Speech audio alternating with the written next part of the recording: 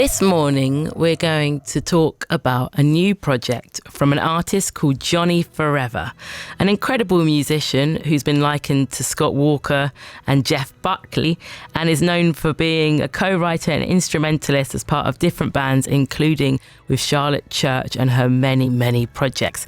This is his own first self-release. It's an album called Thank You, F You, and I'm Sorry. It explores the grief of his father, and we're going to find out a little bit more about it.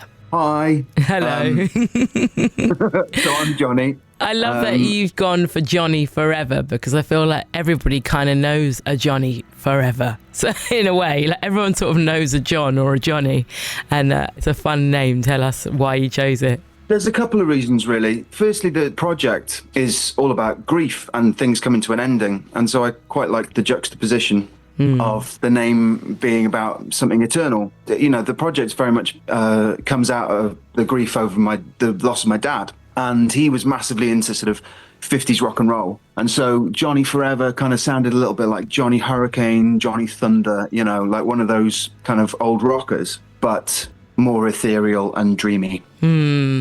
I've written a book called The Immortal Sisterhood. I feel like there's a certain point in life where the existentialism kind of kicks in, and maybe art can help us like do that eternal thing that you describe. Absolutely. I feel like I've saved myself probably tens of thousands of pounds worth of therapy fees by being able to write songs. Yeah, I honestly didn't think that I was ever going to put out music. I had, a fledgling career in my 20s, and then a big ego death. I'm going like, what am I doing? Why am I doing this? This seems like vanity. You know, so really kind of put that part of myself aside, but never stopped writing. But yeah, when I created this body of work, it felt like there was nothing else that I could do but run with it and put it out there. So the album's called Thank You, F You, I'm Sorry. It's out now, and you've self-released it, and like you said, it sort of came through you, and it's a project of kind of somehow working through or exerting through, catharting through, writing through the grief of your dad. How much of that is in the actual tracks? It's kind of like a requiem. From the beginning to the end, the album is dealing with grief, but I really feel that we're not very good at grieving in our Western culture. We have a tendency to put a lid on it, and you know, you're only allowed 2 weeks off work and all that kind of stuff. And also it's viewed as something that's inherently depressing, that's like low energy. And that's not what I felt at all when going through grief. I felt like there were moments of low energy, but there were moments of like huge surges of like kaleidoscopic insight, especially, you know, when you're really meditating deeply upon somebody so close as a parent and what their life was, including the bits that you didn't see, the sort of like quantum realms of their soul that nobody saw. Yeah, I feel like grief is something that we should be stoking the fires of. And so that's really where the album comes out of. It's me stoking the fires of grief. So beautiful, and I feel very generous of you. What made you want to share it? Like you said, you have been making music before, but you didn't know that you were going to come back to it. And there'll be a lot of listeners who can relate to the loss of a parent, but not everybody can write an album about that. Yeah, and I think where I was when it happened, things kind of aligned weirdly. Obviously, any death is tragic, but his death was also beautiful. And whilst it was expected, it was also unexpected. I just felt like there was an awful lot that I needed to write. There was not much thought, to be honest, that went into it. It was very much instinct. It was very somatic, like my body needed to write it. And so then it all came out. And then I suppose I didn't really have much intention of sharing it until I shared it with friends. And then they were saying, well, you have to put this out, because people need to be able to like follow your lead in how to grieve. And early listeners have likened it to Scott Walker, Jeff Buckley and Ethel Cain. How does that make you feel? Humbled. I mean, for me, Jeff Buckley was like the ultimate hero. He was the, you know, growing up, that was the mission, was to become Jeff Buckley Mark II. So that's really great. I adore Scott Walker and another sorely missed creative. And I've been following Ethel Cain a number of years, since before the Preacher's Daughter record, and I think she's amazing. And you haven't been completely silent with your time since your kind of early music musings and tryings, and again, a lot of people I'm sure will relate to having dreams of being a rock star when they're young. You have been performing and collaborating, most notably the co-writer and instrumentalist with Charlotte Church, working on her EPs, and being the guitarist for Late Night Pop Dungeon, which toured all over the UK to much success. How different does it feel to be doing this? It must feel quite exposing because this is just you. Yeah, and there's something really nerve-wracking about it. Yeah. I mean, I hope that if people were to come to some of my shows that they would have fun, but don't expect Pop Dungeon. Yeah, but where is the place for that? I think it's really interesting the way that we're experiencing live performance. We need sometimes something different, and it can be just as intense. Absolutely. I mean, one thing that I really played around with, what I could do with a live show. Should I try and make it a ritual? Should I try and get audience interaction? The way I've settled on it, actually, is that my live show that I've got lined up, I'm doing a couple of gigs at the beginning of October just to kind of test the waters with it. But really, it's a duet between me and a VHS player. So I've got lots of old tapes that I'm putting backing track to. So I'll be playing along with the VHS that's got sort of found footage and old family videos and that sort of stuff. So in that way, I'm collaborating or duetting with tape.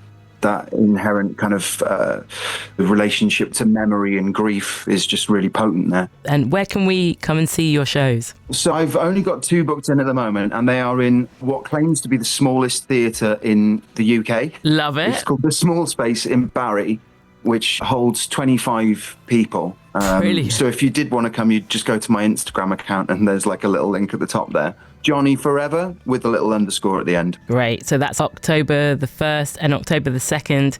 Come and be part of something absolutely small, intimate and cherished.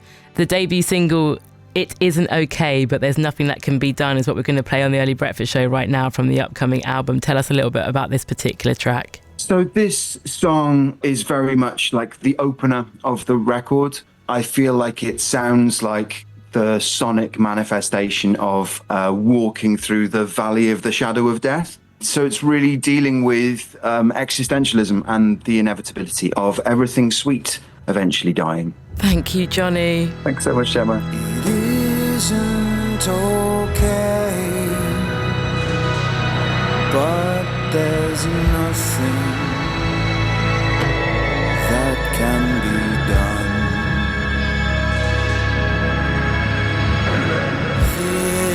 This the holy cry of the forsaken.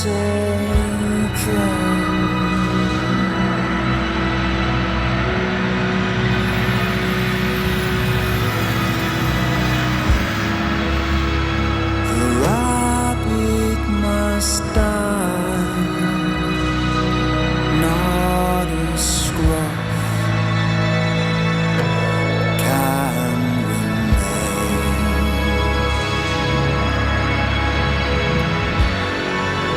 The crow must die, broken feathers scattered on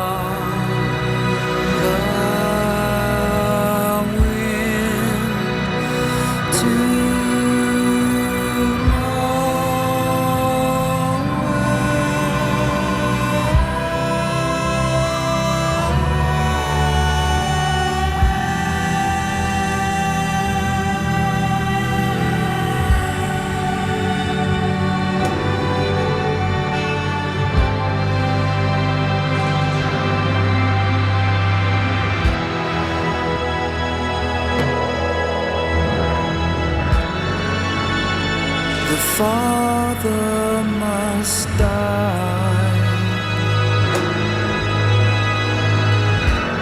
and the son must die.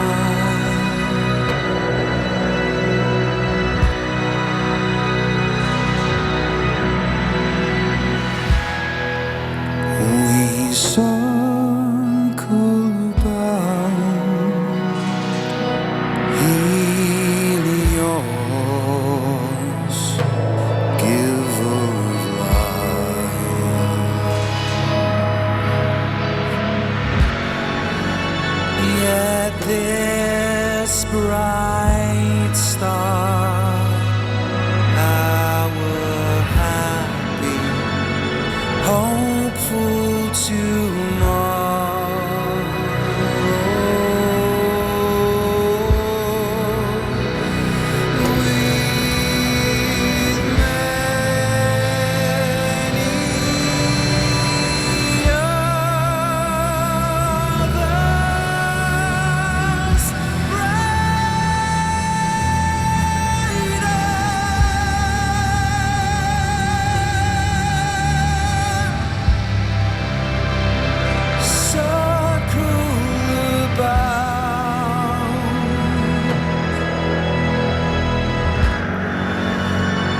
Inescapable darkness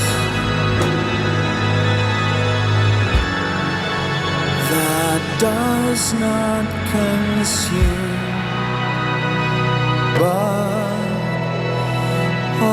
obliterates all completely.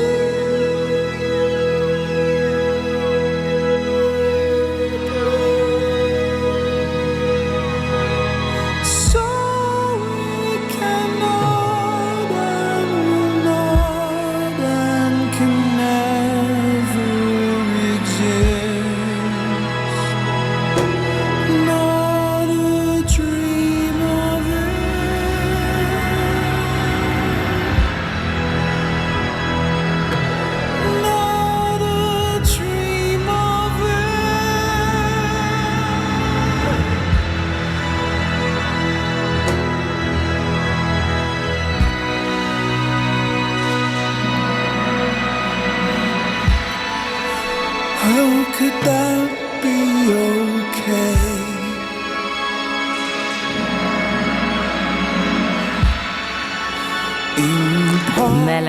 A melancholic meditation there, kind of biblical in some ways. Felt very kind of church-like as an experience to listen to in my ears just there. So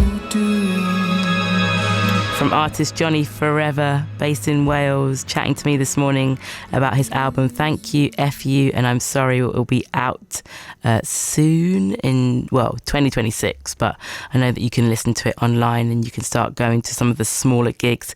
There's one in Barry in October. Check out his Instagram page, Jonny Forever, without an H and an underscore at the bottom. 6music. Welcome along. Nick Grimshaw.